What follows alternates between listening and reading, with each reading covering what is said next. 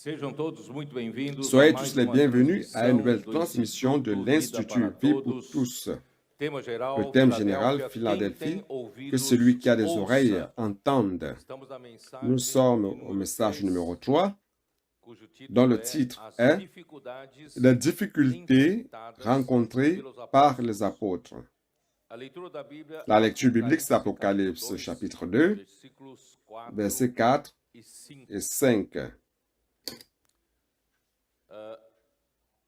Antes de entrar no Avant assunto em si, de commencer le sujet en soi-même, ontem nós tivemos à tarde uma boa comunhão com hier os cooperadores, après-midi, on a eu une bonne communion avec les frères coopérateurs. e onde quando nós fomos abordar Efésios Nous avons abordé capítulo Éphésiens 4. chapitre 4. Então eu gostaria de passar um pouco para os irmãos todos J'aimerais vous aquilo transmettre, que frères, compartilhamos ali ce que nous avons juntamente partagé com os cooperadores. avec les coopérateurs. Capítulo 4 de Le Efésios, chapitre 4 d'Éphésiens, versículo 7 começa assim: verset 7 "E a commence comme graça ceci. foi concedida Mais à chacun de nous, la grâce a été nós donnée selon la mesure du don de Cristo." Christ. Aliás, antes de tudo, irmão, Avant eu toute queria chose, frère, fazer pequeno ajuste je no voudrais termo. un peu apporter Havíamos une correction colocado au terme. o ministro de riquezas materiais On avait para changé facilitar nosso le entendimento, ministre nossa- des richesses matérielles pour faciliter notre e nós entendement. passamos a usar o termo Et pour cela, empreendedores on a do utilisé le reino. terme entrepreneur Mas esse du termo royaume. parece que já foi usado por alguém. Mais il paraît que Para ce não terme criar a déjà confusão, été utilisé par quelqu'un. né, Alors, nós, pour ne então, pas vamos créer la usar confusion, outro termo. nous Vamos allons usar utiliser un autre terme. investidores do reino. Nous allons Ah. utiliser Você quer ser investisseur du royaume. investidor, Vous voulez être un mas investisseur? seja investidor do reino. Alors soyez Então, un vamos investisseur passar a du usar esse royaume. C'est le terme que nous allons désormais utiliser, investisseur Muito du bem, então royaume. vamos Très bien. voltar para Efésios capítulo Retournons 4, à Éphésiens chapitre versículo 4, 8 agora. verset 8 maintenant. Por isso diz, C'est pourquoi il est dit, quando ele subiu às alturas, étant monté en haut, levou cativo il a amené o des cativeiro captifs e concedeu dons et il les a aos fait, homens. et il a fait des Ora, dons o aux que hommes. quer dizer subir? Or, que signifie? Senão que Il est também monté, havia sinon qu'il est descido aussi até descendu as dans les regiões régions inférieures inferiores da de la terra. terre.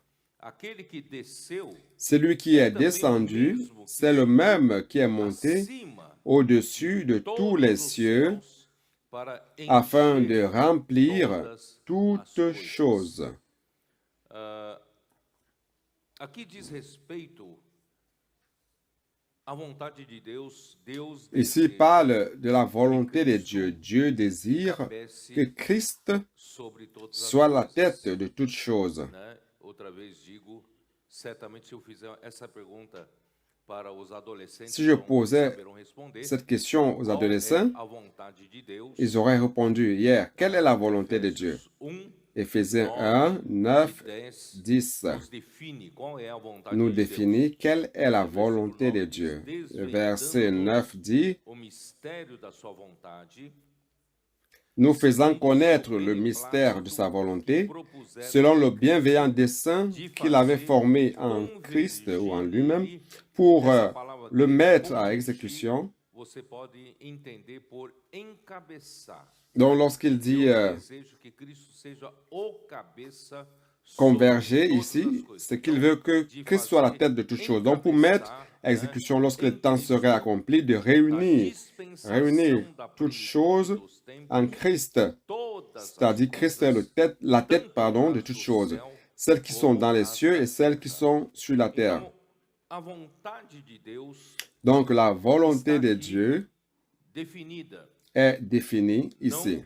Né? Hoje, se você perguntar para cristão qual Si é a vous vontade demandez de à un Deus, chrétien aujourd'hui quelle est la volonté de Dieu, esse entendimento muito cet entendement est très confus. ele vai dizer, Il va te dire, a vontade de ah, Deus la é que volonté eu, de Dieu, faça tal curso, c'est que a vontade de Deus que eu j'étudie case com telle aquela chose, moça, c'est que a je vontade me de marie Deus avec é telle isso, femme, la aquilo, volonté de aquilo. Dieu, c'est ceci, Mas, c'est irmão, de cela. uma forma geral, Mais frère, d'une a manière vontade de générale, Deus la volonté de Dieu, c'est que Christ soit la tête de toutes choses, tant celles qui sont dans les cieux que celles qui sont sur la terre. Le reste sont des détails. Pour que Christ soit chef sur toutes choses, ce qui se passe dans votre vie doit suivre ce chemin. Alors, pour que Christ soit chef sur toutes choses, celles qui sont dans les cieux et celles qui sont sur la terre, il doit premièrement être la tête de l'Église. Cela se trouve toujours dans le chapitre 1 d'Éphésiens, verset 22. Il a tout mis sous ses pieds et il l'a donné pour chef suprême à l'Église. C'est ce qui est écrit dans Éphésiens 1:10. Pour que Christ soit chef sur toutes choses, Dieu l'a donné à l'Église. Dieu a donné Christ à l'Église, qui est son corps, la plénitude de celui qui remplit tout en tous. Donc, frères, l'Église est le corps du Christ. L'Église n'est pas tout simplement une organisation humaine ou une organisation religieuse. L'Église, c'est le corps du Christ. L'Église est un organisme vivant. Il ne s'agit pas de quelque chose organisé par l'homme, mais c'est un organisme vivant, un corps vivant, où Christ est chef sur l'Église. Christ doit premièrement remplir l'Église afin d'être chef sur elle et que l'Église devienne la plénitude de celui qui remplit tout en tous. Vous me suivez? Oui ou non? Vous parvenez à me comprendre? Pour que Christ soit chef sur toutes choses, Dieu doit premièrement faire que Christ soit chef sur l'Église. L'Église est le corps de Christ et Christ est la tête de l'Église. La manière que Christ va être chef sur son Église, c'est qu'il doit remplir chaque membre de Christ. Ça, c'est la manière. Ce n'est pas tout simplement par l'enseignement. Ce n'est pas tout simplement par un changement de comportement, mais c'est en remplissant l'Église de Christ lui-même. Lorsque nous serons pleins de Christ, remplis de Christ, certainement, nous aurons Christ comme notre chef sur toutes choses, n'est-ce pas? Donc, lorsque Christ va remplir son Église, l'Église deviendra la plénitude de celui qui remplit tout en tous. L'Église sera prête pour coopérer avec Dieu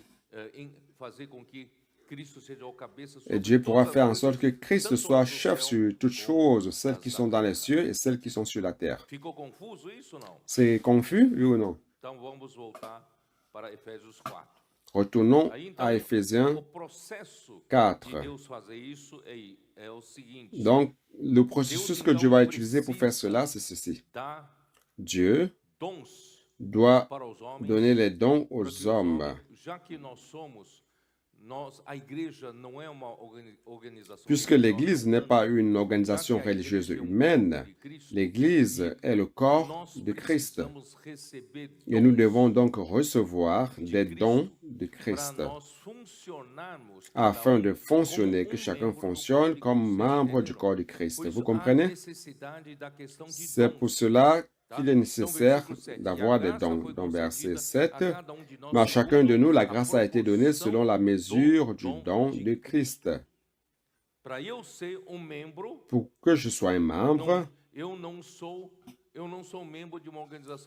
ne suis pas membre d'une organisation morte, je suis membre d'un organisme vivant, du corps de Christ. J'ai besoin de dons pour fonctionner.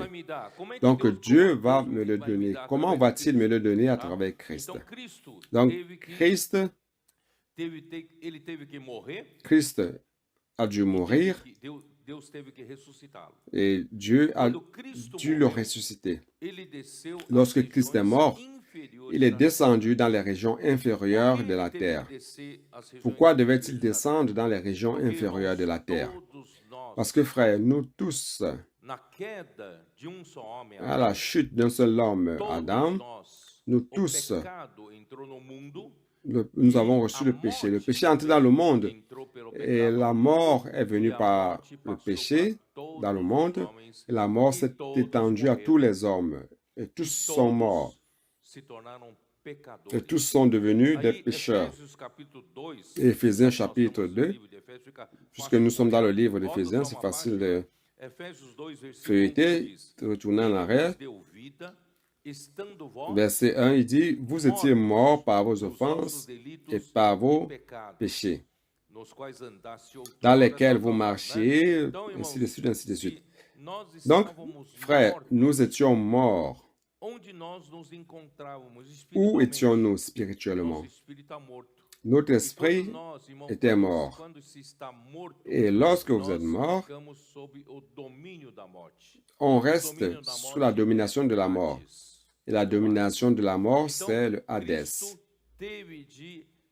le royaume de la mort. Donc, Christ est descendu dans la région inférieure de la terre pour nous délivrer de la mort. Donc, il est allé là, en bas, et il nous a délivrés. Il nous a délivrés de la captivité. Nous étions tous en captivité dans la mort. Mais il est allé dans la mort pour nous délivrer. Et il nous a amenés où? Il nous a amenés avec lui au ciel.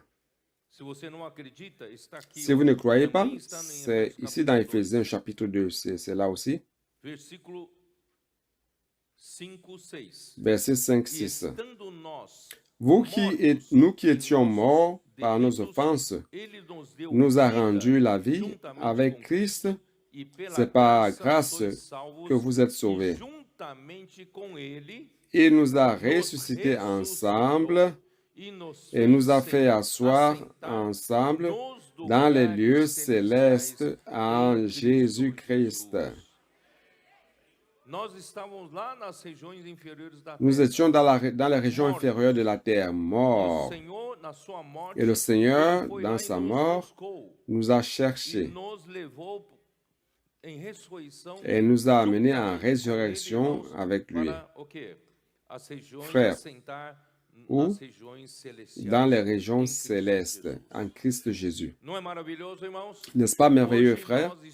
Aujourd'hui, nous sommes en Christ, en résurrection, dans ces lieux célestes, en Christ. Alors, qu'est-ce qui s'est passé? Au verset 10, on retourne à Éphésiens 4, pardon. Verset 10 de Éphésiens 4. Celui qui est descendu, c'est le même qui est monté au-dessus de tous les cieux afin de remplir toutes choses. Frères, le Seigneur Jésus, à travers sa mort et résurrection, Dieu l'a ressuscité avec comme objectif de nous délivrer de la mort et de nous amener avec lui dans les régions célestes. Mais plus que cela, il a été élevé et assis dans la région la plus élevée. Pourquoi? Afin de pouvoir remplir toutes choses. Frère, les choses spirituelles, les choses physiques sont l'ombre des choses spirituelles. Frère, qui est-ce qui est allé avec nous à Itaipu? Nous avons visité, c'était vendredi matin, n'est-ce pas? Nous passons un groupe de coopérateurs et d'autres frères. Nous sommes allés visiter Itaipu. Tous les frères étaient impressionnés par le volume d'eau retenu par le barrage. Et ce barrage, au point le plus élevé de la structure, je pense c'est autour de 160 mètres de hauteur, n'est-ce pas? 160 mètres d'eau, de hauteur d'eau retenue. Et le point le plus élevé, du point le plus élevé jusqu'au point où l'énergie est générée à travers les turbines, on a une hauteur de colonne d'eau en ingénierie ou en physique. On appelle cela une colonne d'eau. Et cette hauteur d'eau,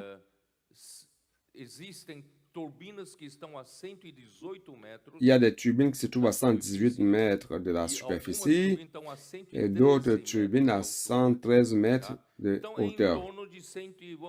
Donc, on va arrondir, c'est-à-dire autour de 120 mètres de hauteur d'eau. Vous savez ce que ça veut dire? 120 mètres de hauteur de colonne d'eau, une pression d'eau de 120 tonnes par mètre carré. Si vous dessinez sur la Terre 1 mètre sur 1 mètre, et dans cette superficie d'1 mètre carré, il y a une charge, une pression de 120 tonnes, monsieur.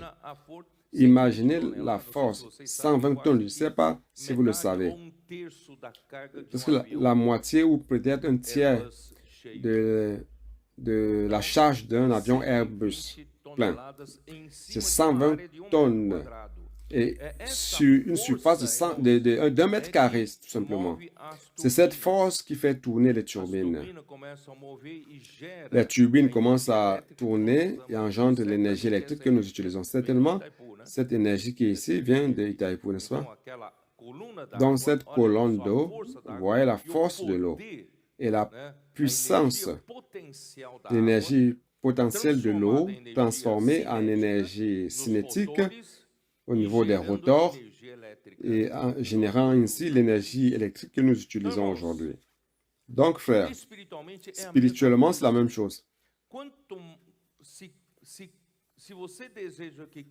Si vous désirez que Christ remplisse toutes choses, Christ doit être au-dessus de toutes choses.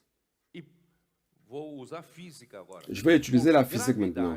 Par la gravité, cette eau qui est au-dessus de toutes choses parvient à tout le monde, à tous. Donc, il est important que Christ soit élevé au-dessus de tous. Où se trouve ce verset? Retournons au chapitre 1 d'Éphésiens.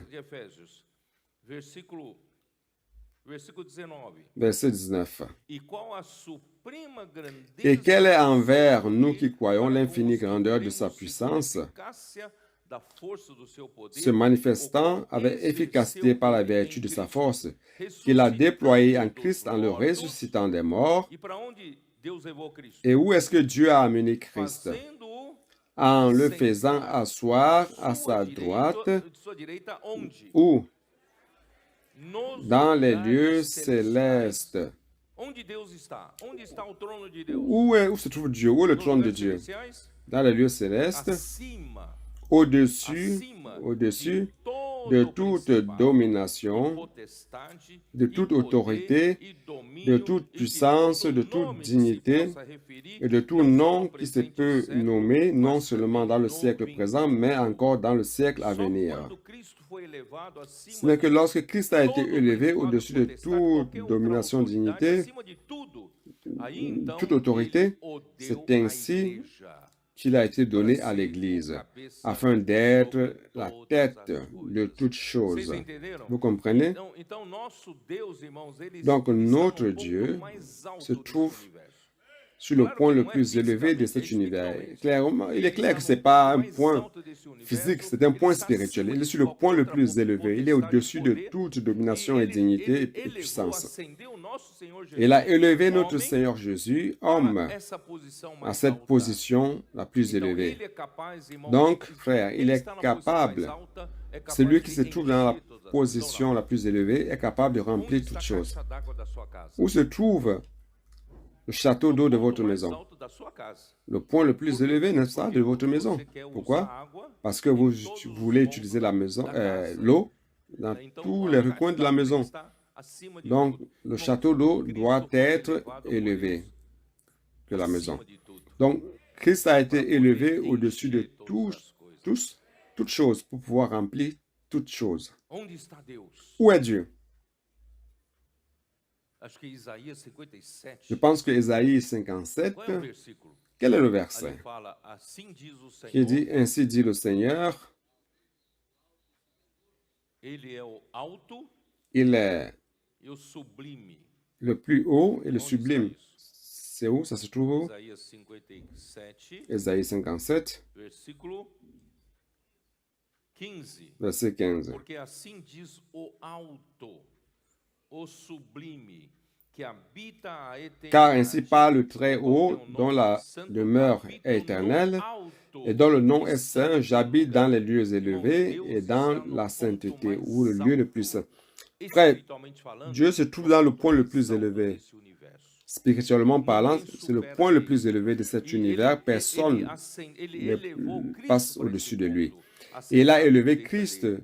à ce Por point-là isso, pour irmãos, s'asseoir à sa Jesus, droite. depois de Frère, morto c'est pour cela e qu'après que Jésus ressuscitado, soit mort et ele voltou aos seus ressuscité, discípulos. il est retourné vers Ele ses disse disciples. em Qu'est-ce qu'il a Mateus dit dans 28, Matthieu versículo 28, 18? O que ele disse? Qu'est-ce qu'il a dit? Mateus 28, 18. Matthieu 28, 18. Adolescentes. Adolescent, vous savez cela? O que Jesus disse em Mateus 28, 18? Qu'est-ce que Jésus dit en Matthieu 28, 18?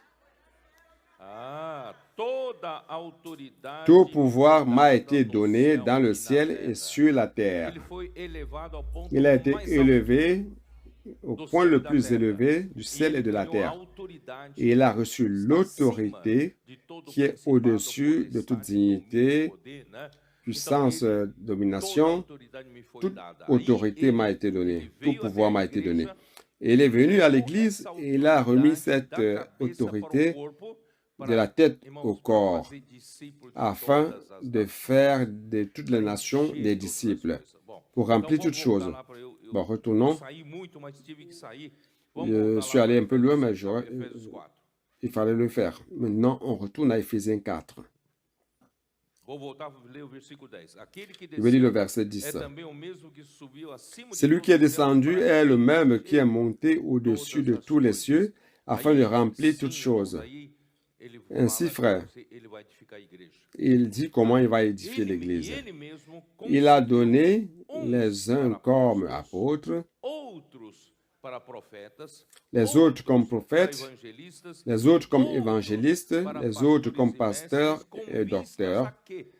Avec quel objectif? Com vistas ao Pour le aperfeiçoamento perfectionnement des dos saints santos para a en vue de obra l'œuvre do du ministério. ministère.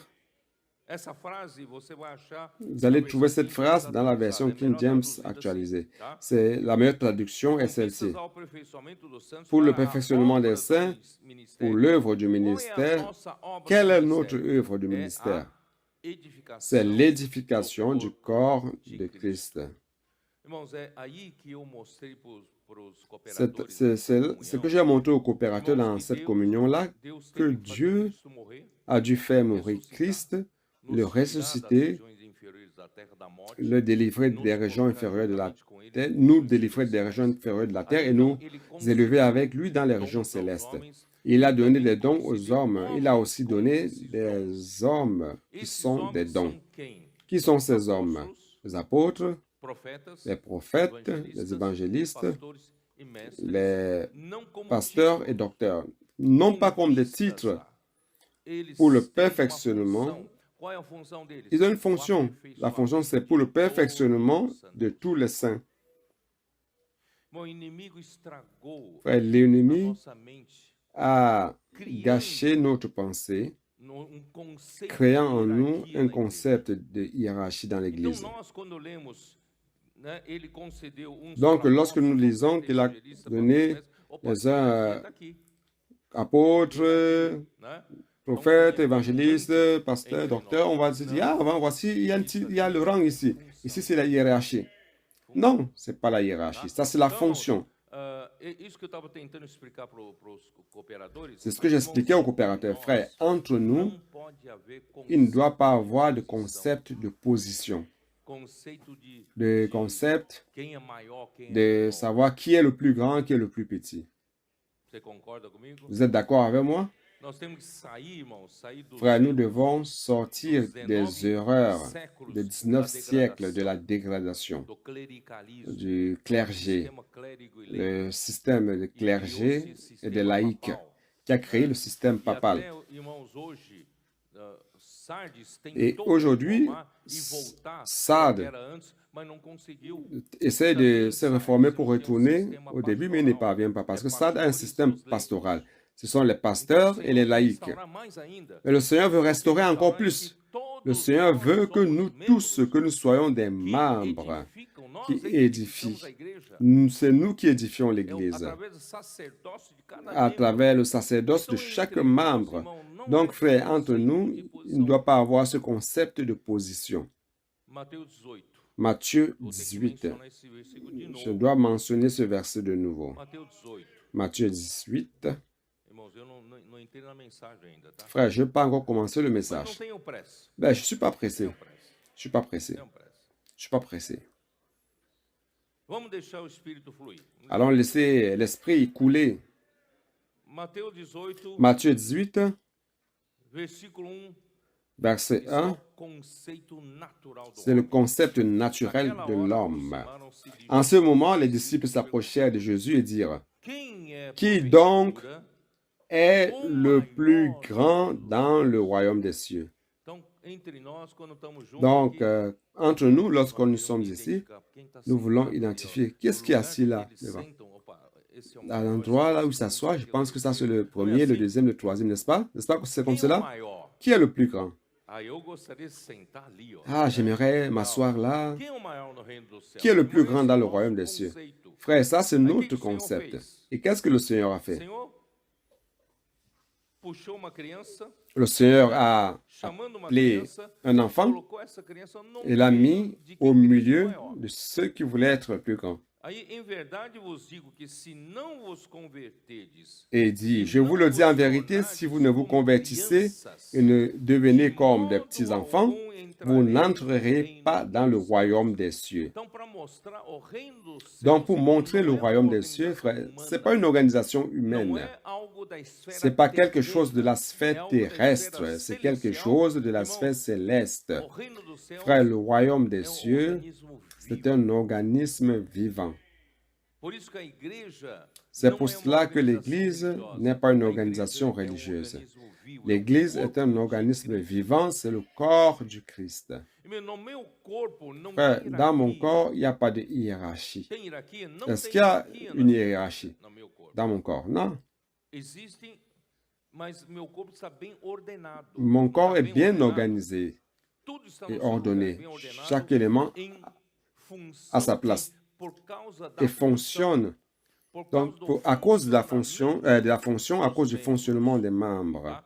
Essa ordem Cet ordre, é por causa da c'est função, pour é para la funcionamento fonction, dos pour le membros. fonctionnement des membres. Bom, depois eu explico mais. Se você não entendeu, Après, não je tem vais problema. expliquer plus. Si vous n'avez pas compris, ce n'est pas grave. Então, é por isso, irmãos, o Senhor passou a Frère, c'est usar pour cela nossas crianças, que le Seigneur a nossos commencé adolescentes. à utiliser nos enfants, nos Porque eles não têm adolescents. conceito de posição. Parce qu'ils n'ont pas de concept de Eles não têm position. conceito de Ils n'ont quem pas é de o melhor, concept quem de é o savoir maior. qui est le plus grand, qui est le meilleur. Nossos adolescentes, irmãos, Frère, nos antes, na adolescents, ignorância, não sabem.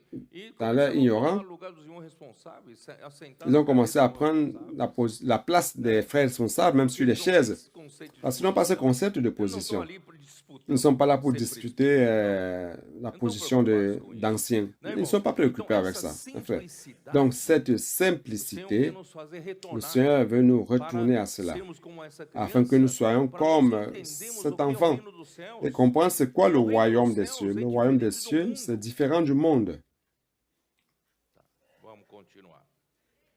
Portanto, aquele que se humilhar como esta criança, Allons continuer. esse é o maior no reino dos céus. Quem se humilha se torna o maior, né? E C'est quem pourquoi recebeu quiconque a se rendra criança como humble essa, comme em ce nome, petit assim, enfant, humble comme a ce mim petit enfant, me sera le plus recebe. grand dans le Eu royaume não des quero cieux. explicar Et muito quiconque agora, reçoit entendo. en mon nom un petit enfant, comme celui-ci me reçoit moi-même.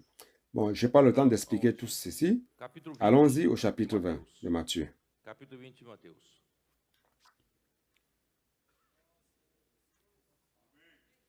Versículo 20. Verset 20. A mãe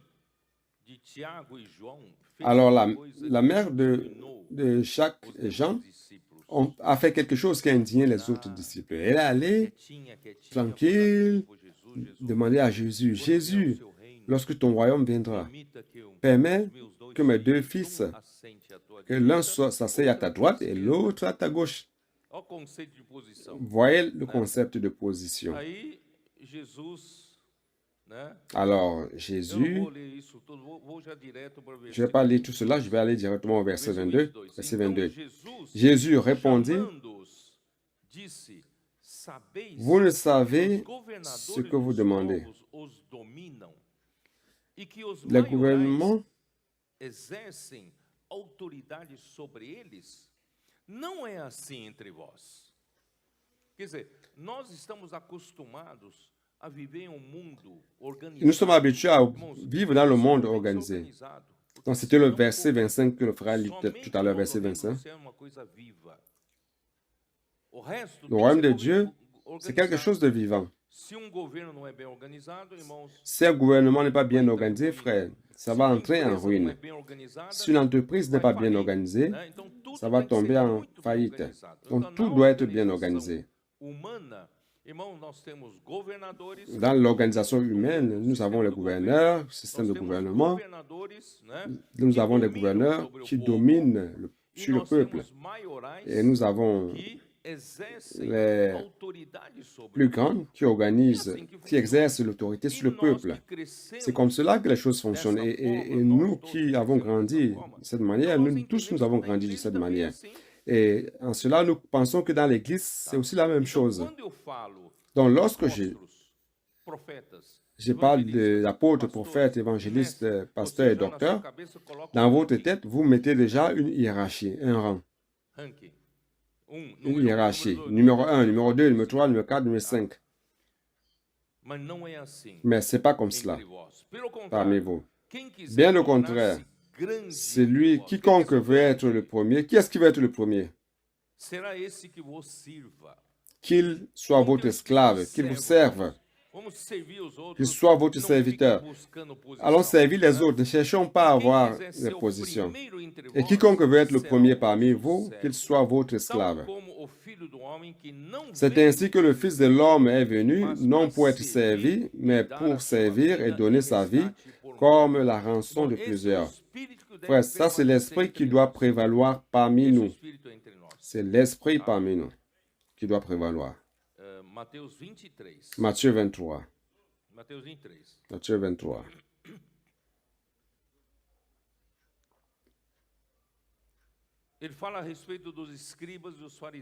Il parle à propos des scribes et pharisiens, verset 6.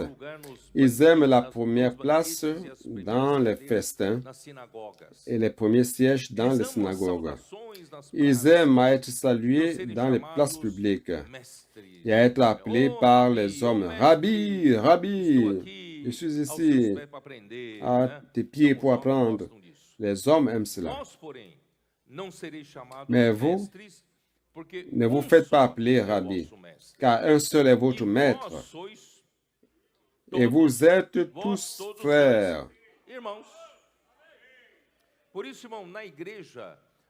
C'est pour cela, frère, que dans l'Église, nous n'utilisons pas les titres de pasteur, bien que beaucoup ont des fonctions de pasteur.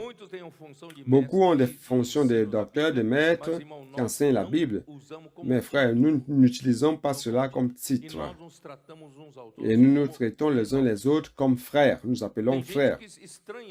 Il y a des gens qui trouvent cela bizarre. Ils disent, mais même les leaders parmi vous, ce sont les frères, frères. Tout le monde est frère, frère. Oui, c'est à cause de ce verset. Nous sommes tous frères. Mais comment cela est-il possible? S'il n'y a pas une organisation, s'il n'y a pas une ligne, comment l'autorité se manifeste-t-elle? Comment les choses s'ajustent-elles? Frère, il suffit de voir mon corps. N'est-ce pas, tout est bien ajusté? Mais je n'ai pas mis une étiquette sur la main pour dire, écoute, tu es en bas de l'avant-bras. Je n'ai pas dit à l'avant-bras, tu es sous le bras. Non. Il existe un ordre de fonctionnement. Vous comprenez? Donc, dans l'Église, il n'y a pas de hiérarchie, mais dans l'Église, il y a l'ordre. Mais nous pouvons utiliser cette excuse pour utiliser l'ordre comme une hiérarchie cachée. Vous comprenez comme c'est difficile? Pour l'homme, l'homme aime cela, l'homme aime cela. Mais je voudrais vous dire ceci, frère. Je vais expliquer de la manière suivante.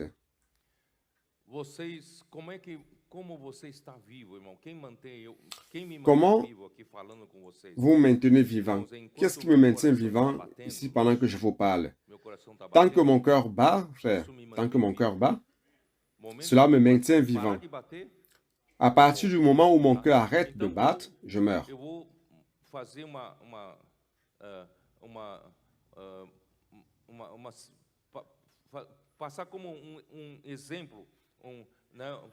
Alors, je vais vous donner un exemple.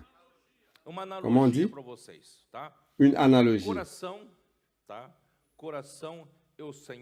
Le cœur, c'est le Seigneur Jésus qui veut remplir toutes choses. Bien que le cœur soit ici, pour remplir toutes choses, il doit pomper. Allons comprendre cela spirituellement. Donc, Christ a été élevé au-dessus de toutes choses. Donc, c'est pour remplir toutes choses. Le cœur est ici en train de battre pour remplir toutes choses. Tous les points du corps. Oui ou non? Donc, pour qu'il puisse remplir toutes choses, il n'a pas de contact direct avec tous les membres. Alors, ce qui sort du cœur, c'est une artère principale qu'on appelle l'aorte. L'aorte. Alors, supposez que cette aorte représente les apôtres, vous comprenez? Et après l'aorte, il y a d'autres artères principales. Ces autres artères principales, ce sont les prophètes. Et après, on a les évangélistes, les pasteurs et les docteurs ou les maîtres. Vous comprenez? Donc, j'ai le cœur qui veut pomper le sang vers tous les membres du corps. Mais ce corps doit premièrement transmettre cela à l'artère principale qui est l'aorte. La révélation de Jésus-Christ dans Apocalypse 1:1, c'est que Dieu désire révéler à ses serviteurs. Et il l'a premièrement annoncé à Jean. Donc Jean était l'aorte. Vous comprenez? Il était l'aorte.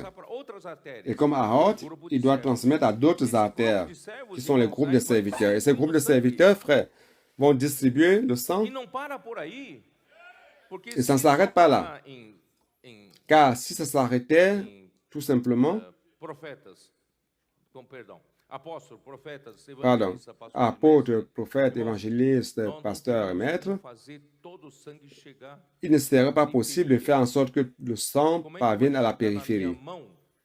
Comment le sang va-t-il parvenir à ma main seulement à partir de ces artères principales? C'est pour cela que le verset 16 d'Éphésiens 4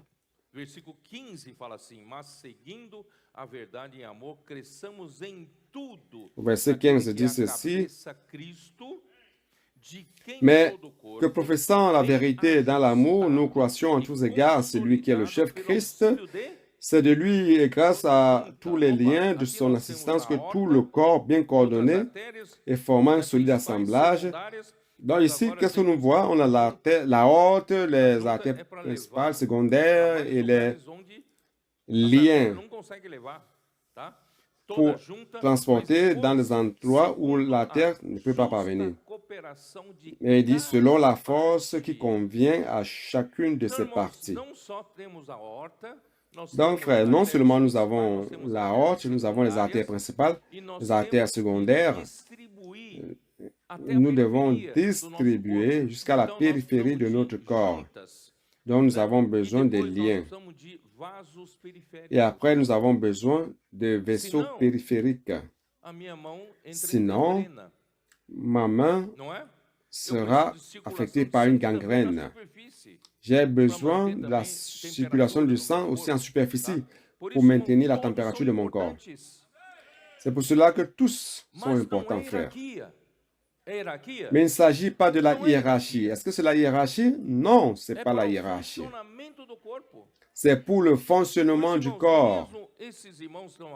C'est pour cela, frère, que même ces frères qui sont ici en train de m'aider, les coopérateurs, frère, ce n'est pas une hiérarchie.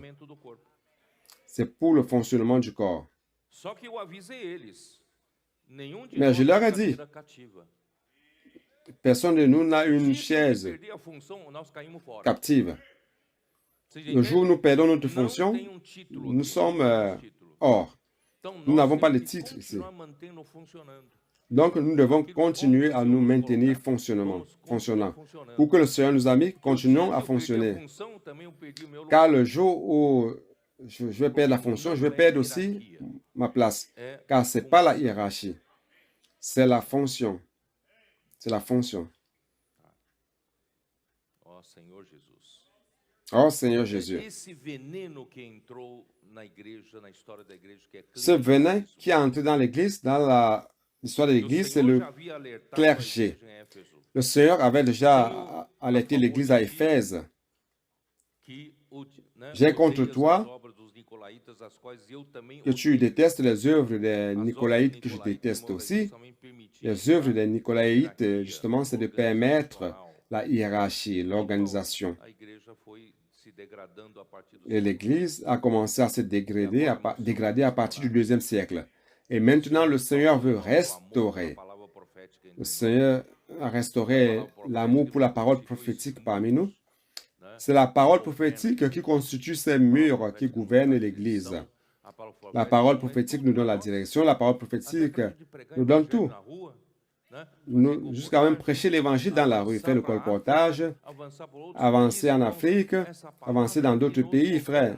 C'est cette parole qui nous gouverne. C'est cette parole qui nous donne la direction. Cette parole est notre contenu. Cette parole sert à quoi, frère? Cette parole sert à nous remplir de la vérité. Donc, ce Christ qui a été élevé jusqu'au 3e ciel pour remplir toutes choses, et de quelle manière il remplit toutes choses? De quelle manière il a fait la provision du sang à tous les membres? Ce n'est pas la parole. C'est pour cela que Jean 17, Jésus prie le Père en disant, « Père, sanctifie-les dans la vérité. Ta parole est la vérité. » Frère, c'est la seule manière de devenir une nation sainte. Pour que l'Église devienne sainte et sans défaut, c'est par la parole, frère, par la vérité qui nous est pompée par le sang.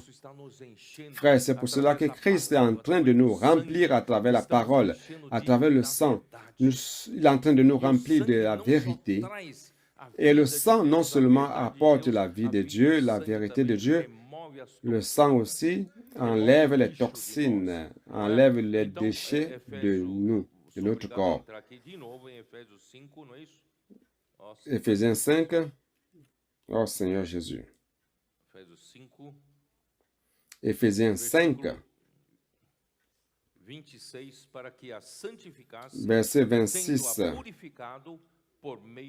Afin de la sanctifier par la parole, après l'avoir purifiée par le baptême d'eau. La parole fait ce travail. La parole est en train de nous laver, enlevant toutes les toxines du vieil homme, de la vieille création, de l'ambition,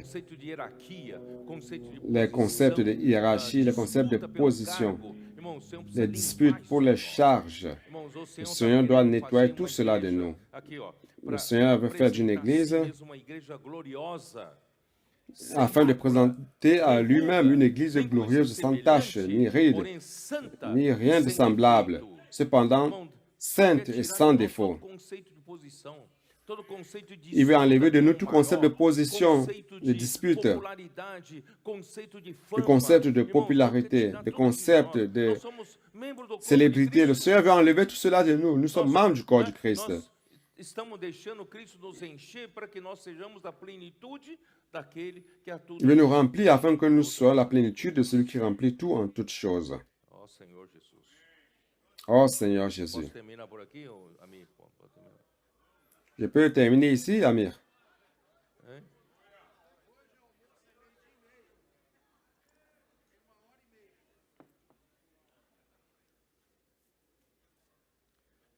Então, irmão, eu disse para vocês que Donc, frère, je vous ai dit que l'apôtre Pierre, ele foi o primeiro apóstolo il a été le premier apôtre du Nouveau Testament que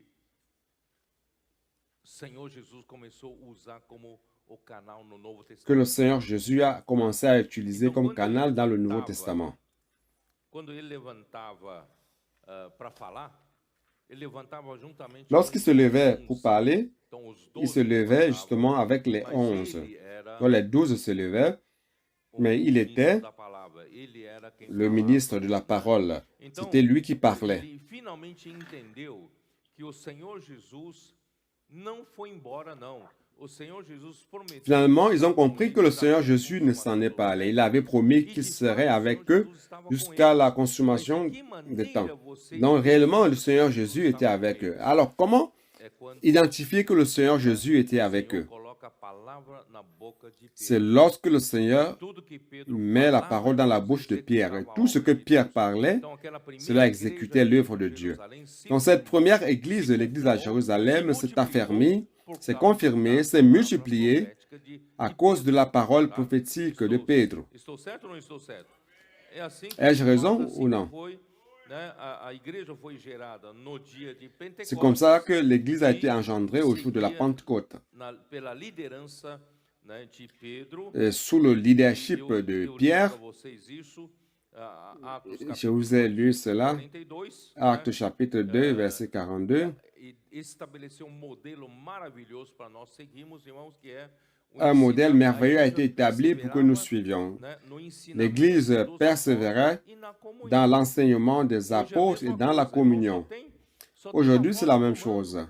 né? Il n'y a O qu'une Senhor seule voix fala, de commandement, e une nós voix, temos un mot que, d'ordre. em Le cima Seigneur do que o parle Senhor fala, et nous avons la communion principalmente, sur irmão, ce que não le é Seigneur para nos dit. tornarmos Principalement, ce n'est pas pour faladores de mensagem, não. que nous Mas nos devenions des tornarmos bons executores da donneurs de ordem, messages, porque a mais nous palavra devons de être des Deus bons sempre é uma exécuteurs ordem. de E assim, irmãos, l'ordre, de la parole. La parole de Dieu, c'est toujours un ordre. naquele Le primeiro Seigneur a prospéré en Judée durant ces premiers temps-là. Infelizmente, irmãos, Bon, je n'ai pas le temps d'expliquer beaucoup cela, mais malheureusement, frères, muitos certains sacerdotes também sacrificateurs aceitaram a fé ont aussi e accepté também la foi outros que eram, né, et aussi vamos d'autres dizer, da liderança dos judeus qui faisaient partie du leadership des Juifs se sont convertis aussi. Frères, malheureusement, certains d'entre eux n'ont pas pu laisser derrière eux le concept du judaïsme. Ils voulaient adapter la vie de l'Église à la pratique du judaïsme. Et cette pression était très forte, au point où, frère, l'acceptation du leadership de Pierre à Jérusalem a été offusquée par ceux qui défendaient la pratique du judaïsme dans l'Église. Nous pouvons voir cela rapidement dans Actes chapitre 11. Acte 11, versets 2 et 3.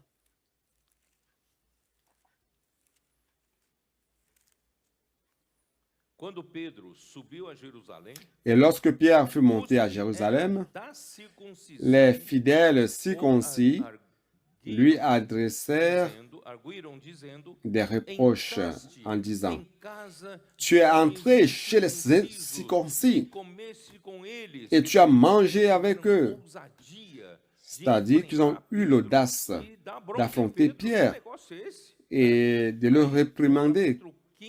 C'est quoi cela? Alors, chapitre 15, verset 1. Quelques hommes venus de la Judée enseignaient les frères en disant, « Si vous n'êtes circoncis selon le rite de Moïse, vous ne pouvez être sauvés. » Verset 5. Alors quelques-uns du parti des pharisiens qui avaient cru se levèrent en disant qu'il fallait circoncire les païens et exiger l'observation de la loi de Moïse. Donc il y avait une pression très grande de la part d'un groupe des Juifs qui n'arrivaient pas à se défaire de cette loi-là. Ils n'arrivaient pas à comprendre que le temps avait changé, l'ère avait changé, l'ère du de l'Ancien Testament vers Christ. En Christ, il n'y a plus de pratique de la circoncision ou de l'observation de la loi de Moïse. Frère, Christ nous a délivrés du joug de la loi. En Galates, c'est clair, c'est bien clair. Mais frère, c'était très difficile, cette pression sur Pierre. Et Jacques, c'est pas le Jacques, frère de Jean l'apôtre. C'est Jacques qui apparaît maintenant dans Actes des apôtres. C'était le frère de Jésus. Il était un homme pieux, comme la Bible le dit, c'était un homme pieux. Mais il n'était pas très clair, il ne comprenait pas bien de manière claire ce changement.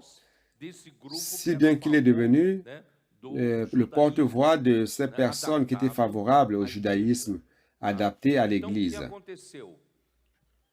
Alors, qu'est-ce qui s'est passé?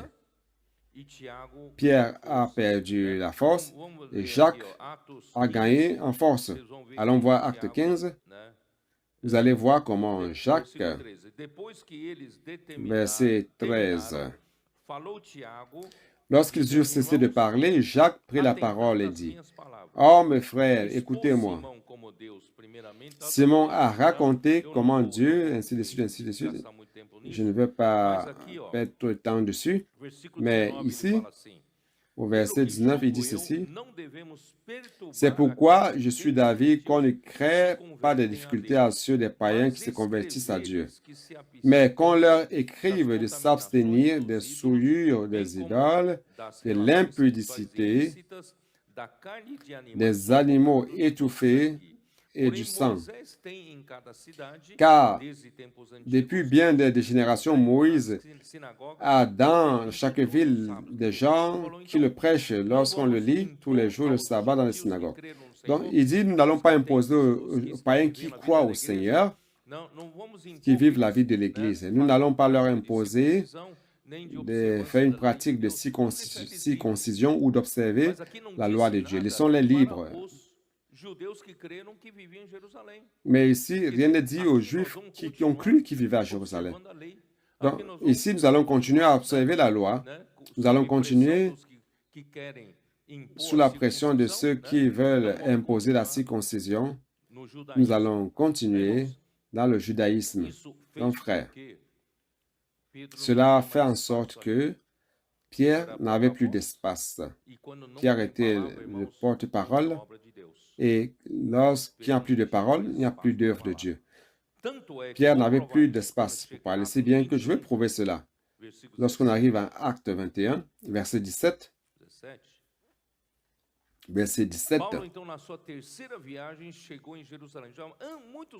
Paul, à son troisième voyage, est arrivé à Jérusalem plusieurs années plus tard. Lorsque nous arrivâmes à Jérusalem, les frères nous reçurent avec joie. Les frères de Jérusalem les ont reçus avec joie. Le lendemain, Paul se rendit avec nous chez Jacques et tous les anciens s'y réunirent. Lorsque Paul est allé à Jérusalem pour rencontrer les frères de l'église de Jérusalem, il a aussi rencontré Jacques et les anciens. Où étaient les autres apôtres? Ils avaient disparu. Les apôtres avaient perdu de l'espace. Et Jacques a gagné en force. Après les avoir salués, il raconta en détail, ainsi de suite, ainsi de suite. Verset 20, Jacques dit ceci. Quand ils l'eurent entendu, ils glorifièrent Dieu, puis ils lui dirent, « Tu vois, frère, combien de milliers de Juifs ont cru, et tous sont zélés pour la loi. »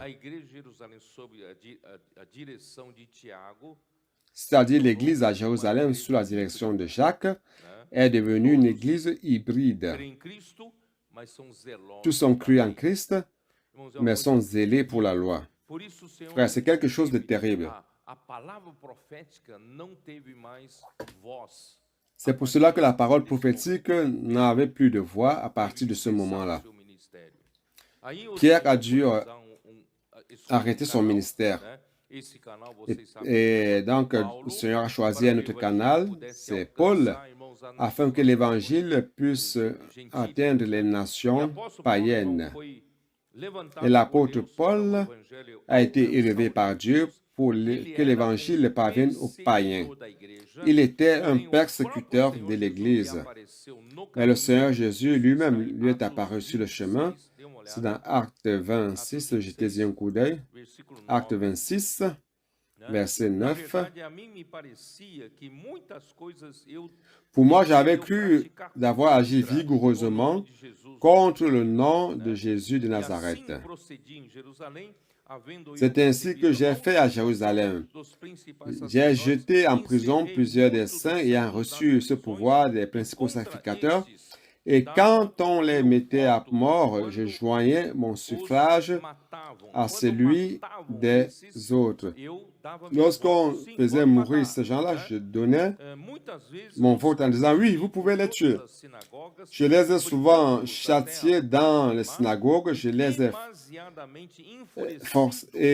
forcés à blasphémer. Dans mes excès de fureur contre eux, je les persécutais même jusque dans les villes étrangères. Paul était un persécuteur de l'Église. C'est dans ce but que je me rendis à Damas avec l'autorisation et la permission des principaux sacrificateurs. Vers le milieu du jour, ô roi, je vis un chemin resplendir autour de moi et de mes compagnons, une lumière venant du ciel, et l'éclat surpassait celui du soleil. Nous tombâmes tous par terre et j'entendis une voix qui me disait en langue hébraïque, « Saul, Saul, pourquoi me persécutes-tu? Il te sera dur de régimber contre les aiguillons. » Je répondis, « Qui es-tu, Seigneur? » Et le Seigneur dit, « Je suis Jésus que tu persécutes. » Il persécutait l'Église, mais Jésus lui a dit, « Tu me persécutes. » Celui qui persécute le corps, l'Église est le corps du Christ. Celui qui persécute le corps du Christ est en train de persécuter l'Église, Christ. Mais lève-toi et tiens-toi sur tes pieds, car je te suis apparu pour t'établir ministre et témoin des choses que tu as vues et de celles pour lesquelles je t'apparaîtrai. Je t'ai choisi du milieu du peuple et du milieu des païens vers qui je t'envoie. Pourquoi? Afin que tu leur ouvres les yeux, pour qu'ils passent des ténèbres à la lumière et de la puissance de Satan à Dieu, pour qu'ils reçoivent par la foi en moi le pardon des péchés et l'héritage des sanctifiés.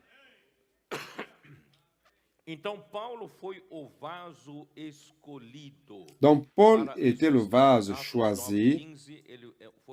C'est dans Actes 9, 15. Ici, le terme vase, c'est ustensile. 9, 15. Acte 9, 15. Mais le Seigneur lui dit, va, car cet homme est un instrument que j'ai choisi, c'est-à-dire un vase que j'ai choisi pour porter mon nom devant les nations, devant les rois et devant les fils d'Israël. C'est pour cela, frère, que Paul était un persécuteur de l'Église à qui le Seigneur Jésus est apparu personnellement et l'a chargé de prêcher l'Évangile aux païens, aux Juifs aussi, aux rois, mais principalement aux païens. Il avait cette commission d'amener l'Évangile. Donc, frère, à partir de là, vous pouvez vous dire, Paul va prêcher quoi? S'il n'a pas étudié la théologie du Nouveau Testament, il a étudié au pied de Gamaliel, mais les anciennes Écritures. Maintenant qu'il s'est converti, il va prêcher quoi? Frère, grâce au Seigneur, il prêchait quoi? Il prêchait ce que le Seigneur lui révélait. Et c'est alors que je retourne à Galates chapitre 1, Galates 1. Por isso, irmãos, a palavra profética não tem origem no homem. Frère, c'est pour cela que la parole prophétique n'a pas Por isso, son no origine versículo en 11, l'homme. Paulo fala assim, Le verset 11, Paul dit saber, ceci, irmãos, que o je vous evangelho déclare, que eu vim frère, que anunciar l'évangile não é segundo qui a été o homem, annoncé par moi porque eu n'est não pas o de recebi, l'homme, nem car je ne aumente l'ai de ni homem reçu, algum, ni mas appris d'un homme, mediante mais par revelação une de révélation Jesus de Cristo. Jésus-Christ. Vocês me conhecem como foi outrora no judaísmo, né? Como Vous avez sob su, en maneira effet, perseguia eu a quelle était igreja autrefois ma de conduite Deus, dans le e a judaïsme, minha comment je nação quanto ao persécutais à outrance judaísmo et ravageais l'Église de avantajava-me Dieu, a muitos et comment adversários, j'étais plus sendo avancé dans le judaïsme que extremamente beaucoup de zeloso ceux de mon das âge et de ma tradições de meus nation, pais. Quando, étant porém, animé d'un zèle ao que excessif me pour les separou traditions de mes pères. antes de eu nascer Mais lorsqu'il e me plut chamou à celui pela qui sua m'avait mis à graça part d'elle au sein de ma mère et qui m'a appelé par sa grâce seu de Filho révéler em en mim, moi son para que Fils, eu o pregasse afin que entre je os gentios. l'annonçasse parmi les Que païens. conteúdo Paulo tinha para pregar aos gentios? C'est-à-dire, quel contenu Paul avait pour prêcher aux païens? La Não, a révélation. palavra profética é a palavra da Frère, donc la parole revelação, prophétique, c'est la parole de la révélation. para que eu pregasse entre os gentios sem detença, Afin que je não prêche parmi les uso de païens, carne e sangue, e nem subi a Jerusalém et aussitôt para je pregar ne uma porta consultai ni la chair ni le sang, et je ne montai para point à ser dois anos, Jérusalem. e voltei outra Mais vez ceux para qui Damasco. furent apôtres avant moi, mais je partis pour l'Arabie, puis je revins O que encore à Paulo Damas. pregava Ici, não vinha dele mesmo. ça prouve encore que ce que Por isso Paul Jesus prêchait ne deixava venait pas claro de quando lui-même. estava aqui na terra, C'est pour cela que Jésus né? était clair lorsqu'il était ici sur terre. Il a voulu que les choses soient claires. Il a dit, la parole que je Da vous forma dis, como ouço do je ne Pai, les dis pas de moi-même. E La essas manière que je palavras l'écoute eu du vos Père, digo, je vous l'annonce. o Et la Pai parole que je vous annonce, permanece em mim, faz as suas le Père obras. qui demeure à Sabe? moi Então, fait assim, ses œuvres. está mais do que claro, irmãos, que a palavra profética Donc il est plus que não tem clair que la procedência parole no homem. prophétique n'a pas son origine en l'homme. Se a procedência não fosse Deus, Si l'origine essa palavra n'est pas não Dieu, seria a palavra de Deus. frère, alors E cette não parole ne sendo serait pas la palavra parole de Deus, Dieu. a palavra do Et homem n'étant pas la não parole de se Dieu, concretiza, la parole de não l'homme ne sucede s'accomplit pas. conforme falou, tá? Então, irmãos, La parole de l'homme ne é s'accomplit isso pas que nós selon temos ce que ver. qu'il dit. Só que o homem C'est ce confunde que nous a devons palavra voir. profética com muitas Mais coisas l'homme confond la parole prophétique diferentes, tá? avec d'autres Então, bonnes irmão, por meio prédications da pregação différentes. do evangelho pregado por Paulo, Frère, à travers la a obra de Deus prédication de l'évangile avançou, prêché par Paul, né? l'œuvre Avançou de de Dieu Antioquia, onde ele a avancé foi à enviado para Antioche, viver a primeira vida da igreja, où il a été envoyé pour dos vivre la gentios première da vie de igreja l'Église, aí foi para l'Église Galácia, des foi païens para à Ásia Antioche. Après, Menor, il est allé à foi Galatie, para en Asie mineure. Macedônia, né? Atravessando Il est allé en o mar Macédoine, Egeu, foi para en traversant la Macedônia, mer Égée. foi até Il est Acaia, allé en Macédoine, chegando à por fim Achaïe, à sua terceira viagem et arrivé enfin Roma. à son troisième voyage à Rome. E Paulo, em Éfeso, Et ele Paul pregava a palavra à a Éphèse todos os habitantes prêchait la da parole Ásia, à né? tous les E habitants de aqui em l'Asie. Atos 1, dá uma olhada, em Atos capítulo 19, Allons-y dans Actes chapitre 19. Atos 19, Acte 19. ele pregava, né? 19:10. 19-10. Durou isto por espaço de Cela 12 dura anos, 2 ans, dando ensejo a de que sorte que todos tous os ceux qui habitantes da habitaient Ásia l'Asie, ouvissem a juifs palavra do et Senhor, grecs, tanto entendirent la judeus parole du Seigneur. como gregos. No versículo 20, Au assim verset 20, a palavra do Senhor c'est ainsi que la parole du Seigneur croissait prevalecia en puissance et poderosamente. en force. Irmãos, é a palavra do Senhor. Frère, c'est la Aqui não parole fala du a palavra Seigneur. de Paulo. A palavra Ici, ne dit do pas la Senhor parole de Paul, la parole du Seigneur prevalecia croissait en puissance poderosamente. et en Então, force. irmãos, era evidente que o Frère, il Senhor est realizava évident a sua obra que le por meio Seigneur da palavra, accomplissait e son pela œuvre à palavra, travers la Paulo parole. Et exercia par la parole, a Paul liderança na igreja. exerçait le leadership dans l'Église. Muitos falam, né, que Frère, os beaucoup disent apóstolos, né, que vão les para cada apôtres cidade, pregam o evangelho, levantam vont dans igrejas, chaque ville, e prêchent depois l'Évangile, instituem, établissent des églises. o presbítero entrega Après, aquela établissent igreja des local anciens, para os remettent cette presbíteros église cuidarem, locale e nunca aux mais anciens os pour qu'ils en apóstolos prennent soin. interferem et que l'apôtre ne doit plus jamais interférer dans la vie de l'Église, qu'ils n'ont plus d'autorité sur elle. Ça, c'est un mensonge. C'est pas vrai. C'est pas vrai. Paul, comme apôtre, avait autorité sur les églises qu'il avait établies. 1 Corinthiens 12, 28. 1 Corinthiens 12, 28.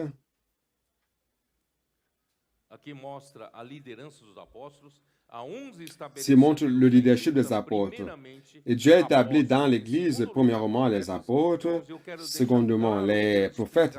Frère, je voudrais que ce soit clair par rapport à l'explication que j'ai donnée à l'introduction du message. Il ne s'agit pas de la hiérarchie, mais c'est le leadership dans la fonction. Vous comprenez? En premier lieu, les apôtres. C'est l'artère, cette aorte. Après, dans toutes les églises, l'apôtre avait l'autorité. Dans 1 Corinthiens 7, 17, qu'est-ce qu'il a dit?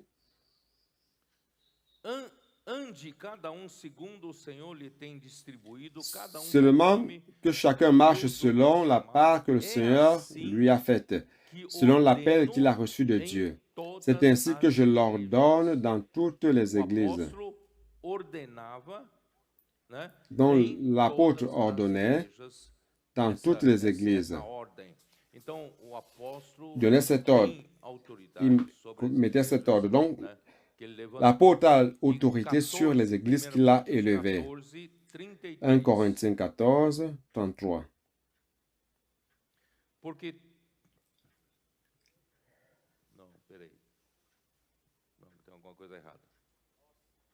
Attendez, c'est pas ça.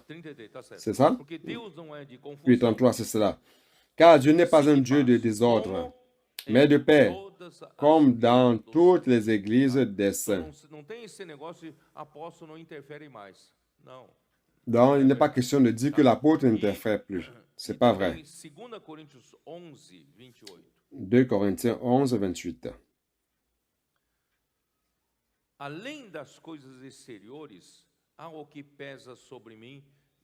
Et sans parler d'autre chose, je suis assiégé chaque jour par les soucis que me donnent toutes les églises.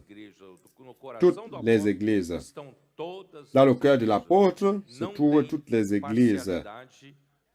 Il n'y a pas de partialité, il n'y a pas de discrimination. C'est toutes les églises. La parole de l'apôtre était aussi lue dans les églises. Colossiens 4, 17. 16. Colossiens 4, 16. Frère, à cette époque-là, c'était si difficile d'amener une lettre d'une église à l'autre, mais il s'efforçait à faire cela. Donc, il dit 4, 16, lorsque cette lettre aura été lue chez vous, faites en sorte qu'elle soit aussi lue, c'est-à-dire en Colosse d'abord, qu'elle soit lue aussi dans l'église de Laodicéens. Donc la lettre que j'ai envoyée à Laodicée aussi, et que vous la lisiez aussi à votre tour, celle qui vous arrivera de Laodicée. Les lettres de l'apôtre Paul étaient lues dans les églises. Et grâce à Dieu, aujourd'hui, nous avons Internet. Aujourd'hui, la parole est donnée. Aujourd'hui, ce matin, la nuit, elle sera transmise à toutes les églises, sur toute la terre, sur le globe terrestre. Et cette nuit même, il y a un groupe qui travaille déjà pour l'immersion de demain. Et demain, il y aura déjà l'immersion de 7 jours. Frère, c'est incroyable. Mais à l'époque de Paul, il n'y avait pas cette facilité, toute cette facilité. Grâce à Dieu, le même principe est valable encore. Donc c'est pour cela, frère, que nous sommes les travailleurs de la dernière heure. Car le Seigneur a uni la condition qui s'est normalisée dans l'Église avec l'avancée de la technologie. Aujourd'hui, nous avons cette possibilité de ce que la parole puisse parvenir au monde entier au même moment. Ce soir, par exemple, je pense ce matin, il y a déjà beaucoup d'églises qui sont en train de suivre. Mais ce soir, à la nuit, cette parole va en Corée, cette parole part en Afrique, cette parole va en Europe, aux États-Unis, sur toute la terre. Ça, c'est la lettre à l'église de Foz do Iguaçu qui sera lue par toutes les églises.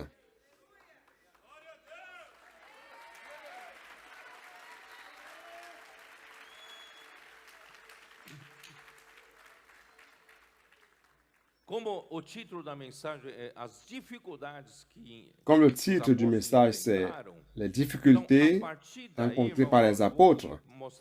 À partir de là, je vais montrer clairement les difficultés que Paul a rencontrées.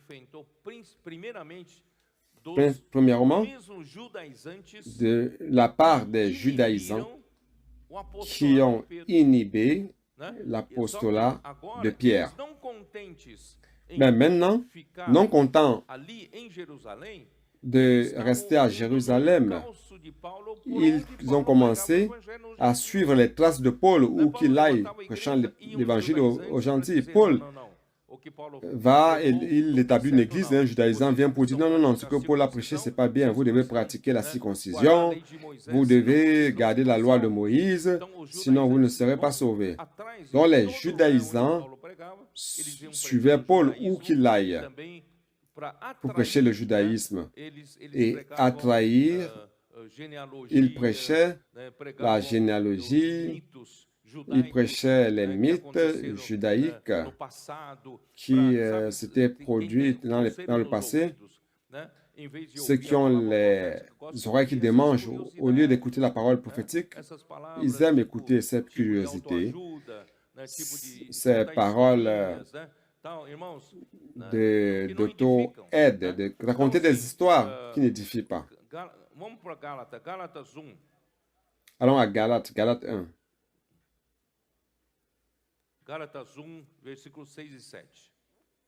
Como Paulo fala. Galates 1, 6 et 7.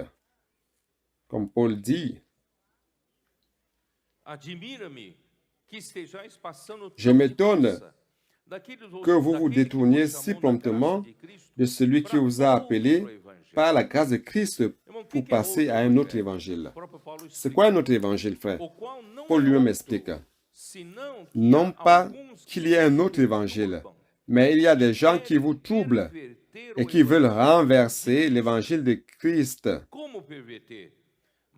Mais comment pervertir, n'est-ce pas? Il montre ici, mais quand nous-mêmes, quand un ange du ciel annoncerait un autre évangile que celui que nous vous avons prêché, qu'il soit anathème.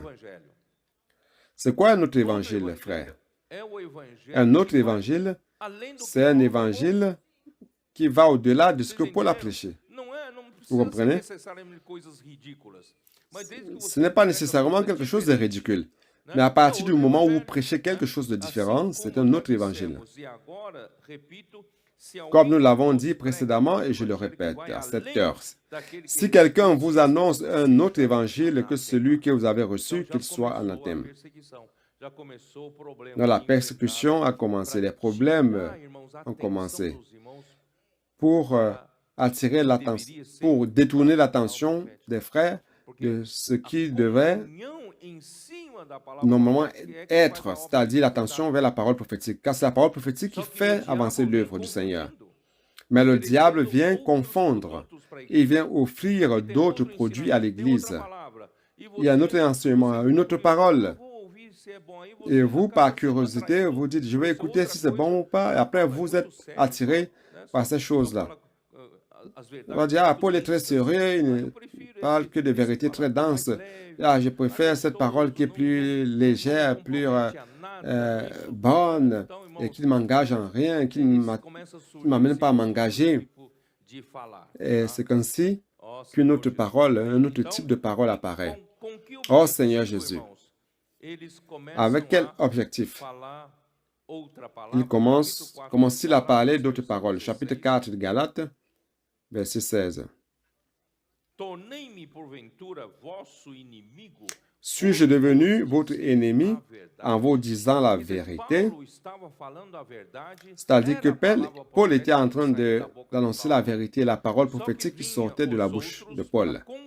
Mais il y avait d'autres qui venaient pour confondre les Galates avec d'autres enseignements, d'autres paroles, d'autres évangiles. Et en fin de compte, ils ont contaminé les Galates, disant que Paul était... Ils ont amené les frères à haïr Paul. Paul, qui annonçait la vérité, est devenu ennemi des Galates sous l'action de ces judaïsants. Verset 17. Le zèle qu'ils ont pour vous n'est pas pur, mais ils veulent vous détacher de nous, afin que vous soyez zélés pour eux. Ils veulent que vous soyez leurs disciples. Ils veulent de la popularité. Ils veulent un grand nombre de... Ils recherchent les disciples, la célébrité. Dans la version King James actualisée, il dit, ils veulent vous isoler de moi. Frère, Paul, dès le début, a commencé à affronter ce problème. Voyez comment la parole prophétique est importante et comment l'ennemi attaque depuis le début. Mais frère, la difficulté de Paul qu'il a affrontée n'était pas seulement avec les judaïsants. Tous les lieux qu'il a parcourus depuis Antioche jusqu'en Galatie, en Asie mineure, il a traversé la mer Égée, allé en Macédoine, à Caïe. Et tous ces lieux, frères, de l'Empire romain. Mais l'Empire romain a dominé la Grèce, n'a pas dominé la culture grecque. Cette région, toute cette région-là, malgré le fait que c'était sous l'Empire romain, ils avaient une influence de la culture grecque. Et la culture grecque, vous savez, c'était quoi? Saviez-vous que la démocratie est sortie de la Grèce? En fait, la Grèce n'était pas un empire ou un pays. C'était des cités et des États. Chaque cité était une cité-État indépendante, mais ils avaient quelque chose en commun, c'était que tous parlaient la même langue, la langue grecque, et tous pratiquaient la culture grecque. Alors, c'était quoi la culture grecque? Ils étaient les premiers à préconiser la démocratie.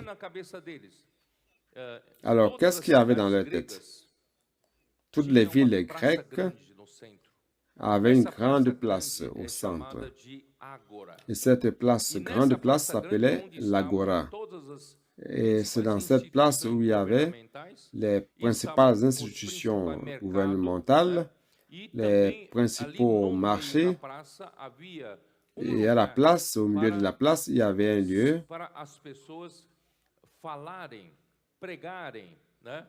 où les gens pouvaient parler, prêcher leurs théories philosophiques, car la Grèce était très influencée par le concept de la mythologie grecque, polythéiste, beaucoup de dieux.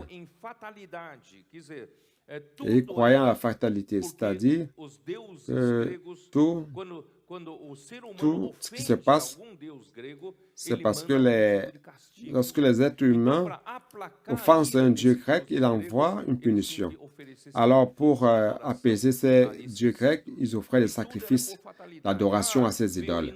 Et tout cela, c'était par fatalité. Ah, une inondation qui s'est produite, alors, l'inondation, c'est parce qu'on a offensé le dieu de l'inondation.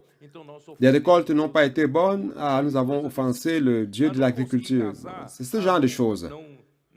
Je n'arrive pas à me marier, ah, c'est parce que je n'ai pas offert de sacrifice au dieu de l'amour. Vous savez, ce genre de choses. C'est alors que les philosophes grecs sont apparus, disant non, je pense que ce n'est pas comme cela. C'est pas... On ne va pas tout remettre la faute sur les dieux. C'est ainsi que les philosophes sont apparus, essayant de dire qu'on ne doit pas tout remettre sur le compte de la fatalité. C'est ainsi que les fameux philosophes grecs sont apparus. Les Grecs avaient cette culture d'inviter n'importe qui à la place et pour s'exprimer avec liberté. Et il y a les votes aussi entre eux, c'est le vote démocratique. C'est ainsi que dans la culture grecque est apparue. Donc les philosophes qui voulaient présenter leur ligne de philosophie avaient la liberté de parcourir les villes de la Grèce et les présenter. Et le peuple avait la liberté de choisir la ligne philosophique qu'il voulait. Comme ici au Brésil, il y a les supporters de football, les Corinthiens, les Flamenguistes, les Sao Paulinos.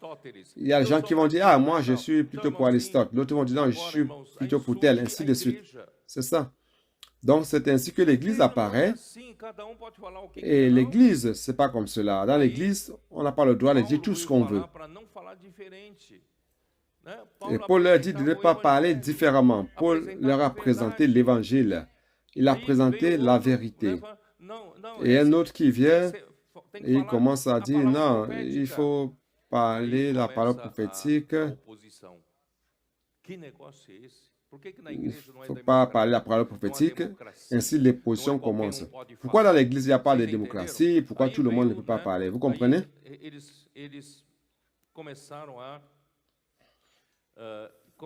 Ainsi, ils ont commencé, attendez que je lise ce que j'ai préparé. Mais dans l'Église de Dieu, c'est différent. Le Seigneur donne la révélation à ses vases choisis, et cette parole devient l'enseignement des apôtres, qui donne la direction aux églises et gouverne les églises et promeut l'unité entre eux. Vous voyez comme c'est merveilleux. Si toutes les églises pratiquent la parole prophétique, saviez-vous que vous n'avez même pas conscience de cela? Si un jour, vous allez dans plusieurs pays d'Afrique, ils suivent la parole prophétique, vous allez vous rendre compte que vous êtes un avec eux et ils sont un avec vous. Vous ne les avez jamais vus dans la vie, mais qu'est-ce qui promeut l'unité? C'est la parole. Pas besoin d'aller si loin, parmi nous ici. Qu'est-ce qui promeut l'unité parmi nous? On parle la même chose, on pense la même chose, nous agissons les mêmes choses. Nous avons une unité parmi nous. Qu'est-ce qui promeut l'unité? C'est la parole.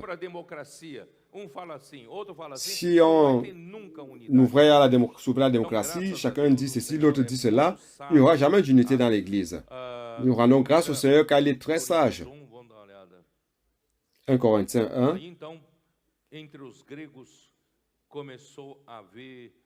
Donc, parmi les Grecs, il a commencé à se présenter les parties. 1:10. Je vous exhorte, frères, par le nom de notre Seigneur Jésus, à tenir tous un même langage. Grâce à Dieu, aujourd'hui, nous avons le même langage. Et à ne point avoir de divisions parmi vous, mais à être parfaitement unis dans un même esprit, dans un même sentiment, même opinion. Car, mes frères, j'ai appris à votre sujet par les gens de Chloé qu'il y a des disputes au milieu de vous. Je vais dire que chacun de vous parle ainsi. Moi, je suis de Paul, et moi d'Apollos, et moi de Céphas, et moi de Christ. Ils ont formé 4 parties. Christ est-il divisé? Paul a-t-il été crucifié pour vous? Ou est-ce au nom de Paul que vous avez été baptisés? Je rends grâce à Dieu de ce que je n'ai baptisé aucun de vous, excepté Crispus et Gaius, afin que personne ne dise que vous avez été baptisés en mon nom.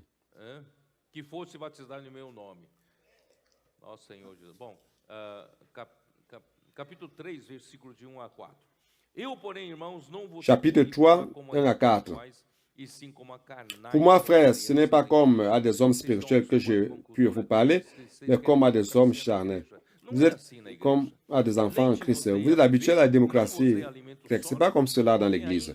Je vous ai donné du lait, non de la nourriture solide, car vous ne pouviez pas la supporter. Et vous ne la pouvez même pas.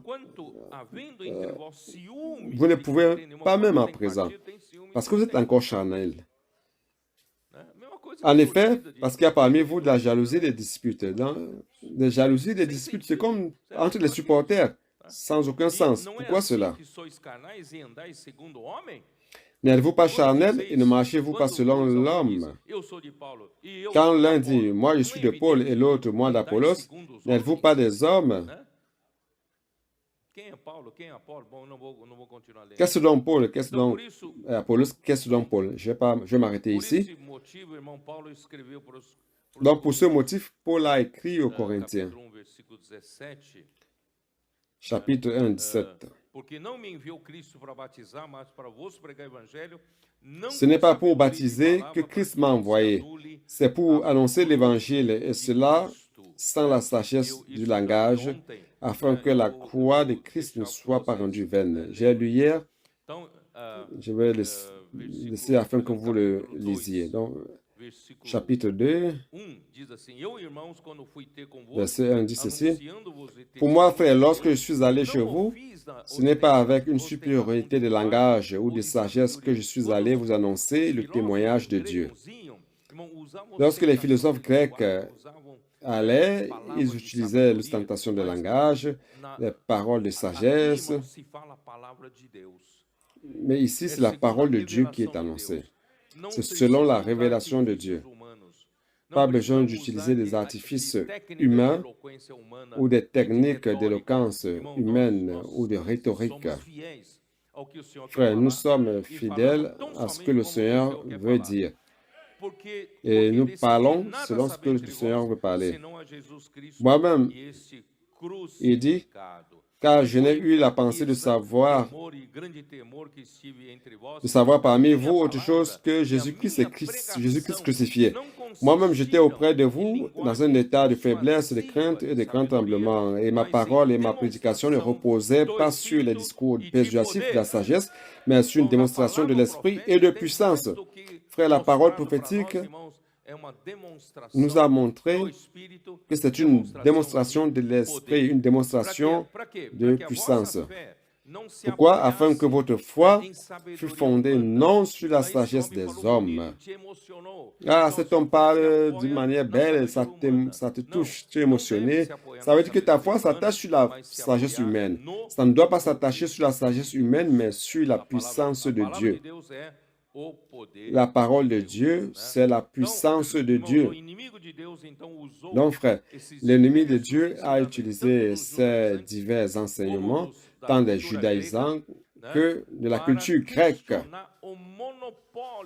pour remettre en question le monopole de la parole de Paul aux églises. Pourquoi c'est seulement Paul? Donc l'apôtre a été fidèle au Seigneur, fidèle à Christ en annonçant la vérité aux églises, même étant accusé d'utiliser des astuces. Dans 2 Corinthiens 4, lorsque Paul écrit, frère, il y a quelque chose derrière. Quand vous lisez la Bible, vous devez comprendre qu'il y a un motif lorsque Paul parle ici. Chapitre 4, verset 2, 2 Corinthiens. Nous rejetons les choses honteuses qui se font en secret. Nous n'avons point une conduite astucieuse et nous n'altérons point la parole de Dieu. Mais en publiant la vérité, nous nous recommandons à toute conscience d'homme devant Dieu. Je ne sais pas si vous avez compris. Paul dit, je n'utilise pas comme les autres l'astuce. Je n'adultère pas la parole de Dieu. De la manière que je la reçois, je la donne. Je n'ajoute pas les choses ou je ne vous montre pas que je sais utiliser le langage de persuasion ou de sentation de langage. Non. Je vous donne de la manière que je reçois. Donc, il était fidèle. Il n'adultère pas la parole de Dieu. Et tout ce qu'il parle recommande à toute la conscience de l'homme devant Dieu. Donc, tout ce qu'il dit, c'est la vérité. Vous pouvez confirmer cela dans votre conscience devant Dieu. C'est ce que cela veut dire. Lorsque vous écoutez la parole qui est la vérité, dans votre conscience même, Dieu confirme. Et cette parole brûle dans votre cœur. Ça brûle dans votre cœur, oui ou non? Pourquoi? Parce que cette parole vient de Dieu et vous apporte la vérité. 2 Corinthiens 6, 8. 6, 8. Frère, Paul était considéré comme un trompeur, un imposteur, selon ses opposants. Ils l'ont diffamé, ils ont parlé mal de lui, on l'a calomnié, que Paul est devenu un imposteur. C'est pour cela que Paul dit au verset 8, « Au milieu de la gloire et de l'ignominie,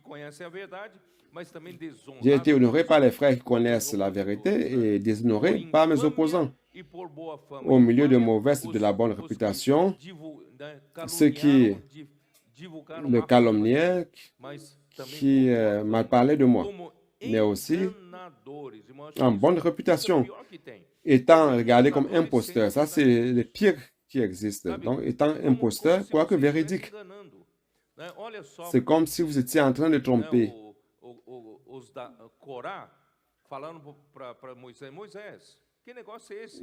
Ceux de Corée parlaient à Moïse, disant, Moïse, c'est quoi ça? Tout le monde est saint, tout le monde est saint.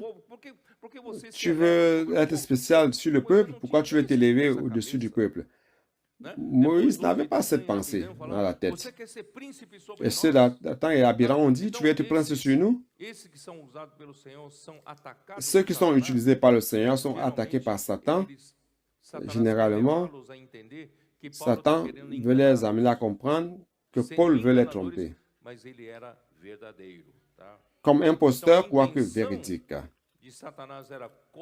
Donc l'intention de Satan, c'est de corrompre la pensée. C'est dans 2 Corinthiens 11. 2 Corinthiens 11, verset 3, très simple. Toutefois, de même que le serpent séduisit Ève par sa ruse, je crains que vos pensées ne se corrompent et ne se détournent de la simplicité à l'égard de Christ. Frère, nous avons traversé une tempête. Malheureusement, certains ont été contaminés. Ils ont perdu la simplicité due au Seigneur, à l'égard du Seigneur. Ils ont perdu la pureté à l'égard du Seigneur. Et lorsque vous perdez cela, frère, votre cœur s'endurcit. Et lorsque votre cœur s'endurcit, aucune parole ne peut plus avoir de l'effet sur vous. La parole qui nous apporte tant de joie, pour eux, c'est une parole de quelqu'un qui veut les tromper. Vous voyez? Donc, frère, nous devons nous maintenir simples. Ne pas permettre que Satan corrompe notre pensée. Chaque fois que vous perdez la simplicité, que vous devenez compliqué, vous découvrez tout d'un coup que vous êtes devenu critique, que vous critiquez tout. Faites attention à cela. Lorsque vous commencez à critiquer tout, vous voyez des erreurs partout, les fautes que les autres ne voient pas. Vos yeux se sont ouverts. Vous voulez alerter même les autres. Est-ce que tu n'as pas vu ceci? Est-ce que tu ne vois pas cela? Frère, ça veut dire que vous avez déjà perdu la simplicité. Vous avez perdu la pureté. Lorsque Adam et Ève ont mangé de l'arbre de la connaissance du bien et du mal, quel était le premier effet? Leurs yeux se sont ouverts. Ici, ces yeux qui se sont ouverts, ce n'est pas bien, frère. C'est perdre la simplicité.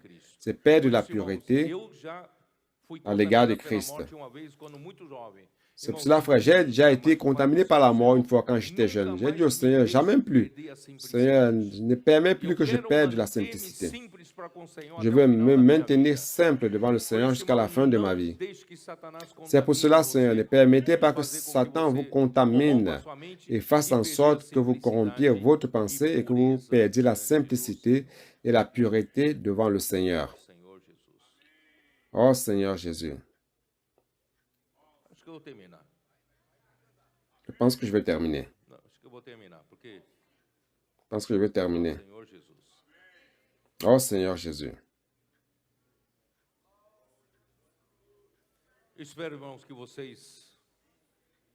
Frère, j'espère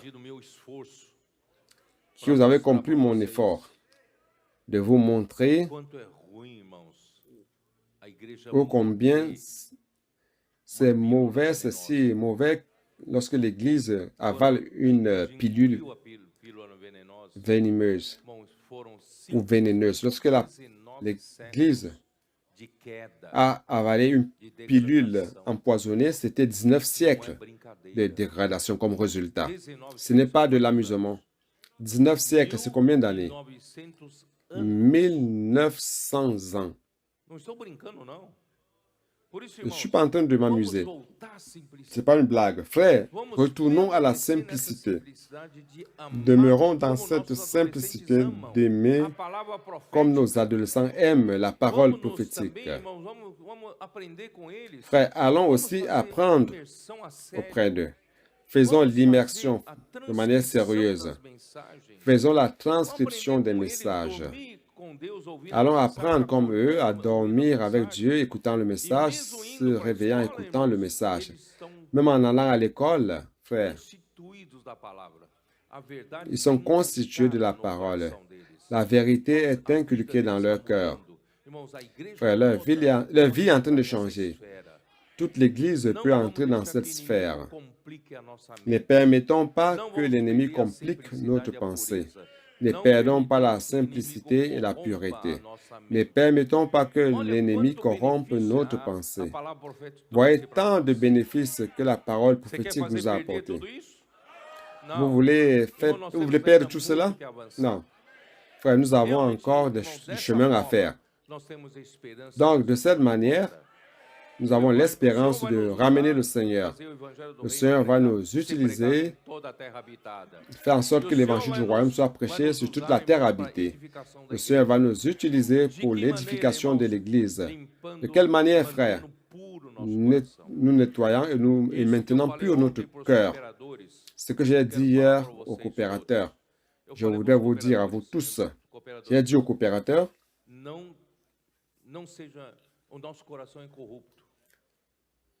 coopérateurs, notre cœur est corrompu. Si nous ne faisons pas attention, nous allons chercher à avoir des positions. Nous allons chercher à monter pour être le plus grand, le plus apprécié, ou celui qui est le plus célèbre, qui a plus de disciples. Frère, ça c'est dangereux. Allons nous maintenir simples, purs. J'ai dit aux frères, vous avez déjà pensé si un jour, j'ai expérimenté cela, si un jour le Seigneur te met de côté, pour un malentendu, tu as été éloigné de ton service. Comment serait ton cœur? Je leur ai dit, comment serait ton cœur? De rébellion? De désobéissance? De colère? Qui a fait cela? Ou tu as dit, Seigneur, je suis juste un membre du corps du Christ. Je vais juste être fidèle au Seigneur. Peu importe la charge, peu importe la position, où que le Seigneur me met, je veux être fidèle au Seigneur. Frère, donc nous devons nous maintenir notre cœur toujours pur.